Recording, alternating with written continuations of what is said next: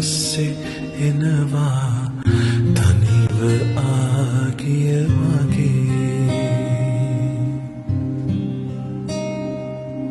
කවමදාවත්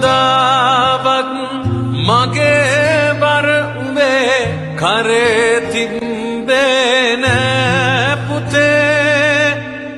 හුඟක් බරනං බිමින් තියපන් රිදෙනවා ඇතියත් නුඹේ හුඟක් බරනං බිමින් තිය